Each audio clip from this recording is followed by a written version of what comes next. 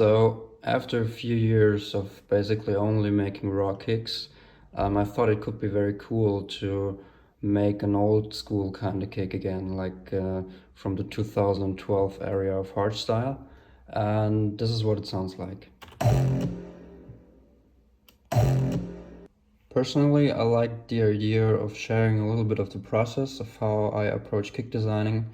And this is basically where I start all my kicks here in Logic Pro.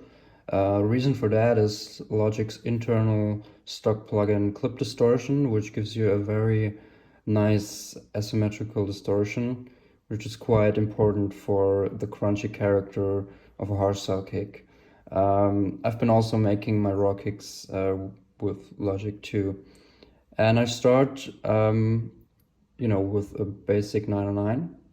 And reason for the TR909 is just that I can adjust the length of the kick a little bit in the attack, which gives you more control of the sample that you later on go over to distort and EQ very hard.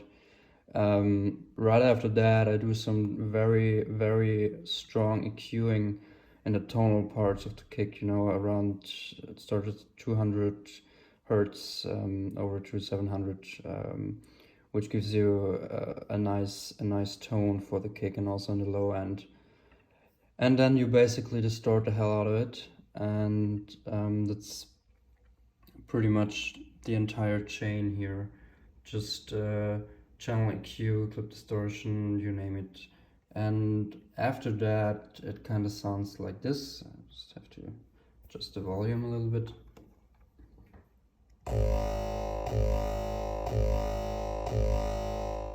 So it's far from being finished, but you can clearly hear a cool character right away.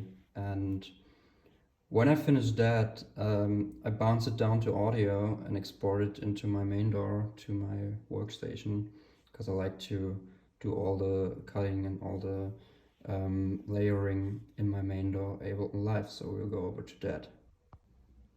Here we are in my main DAW, and as you can see, I loaded the sample from Logic right into it, and I also duplicated it so that I have a dedicated channel strip for the low end and for the character part of the kick.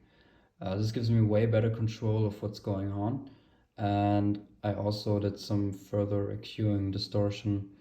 I put the low end into mono, which is quite important, and also did some automations here in the character, especially in the mid frequencies, so that you have a little bit of more motion going on, and also a filter that closes at the end, so that it cuts a little bit away of the high ends.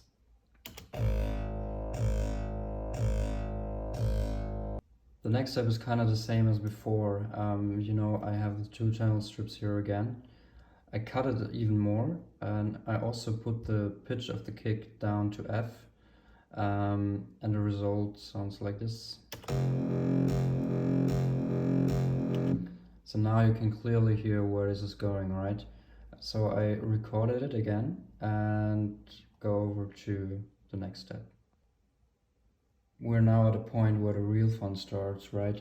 So this is where the final layering process takes place. And what I will do now is just simply add each channel strip one after another, so you can hear what I did and also what changed the tone of the kick.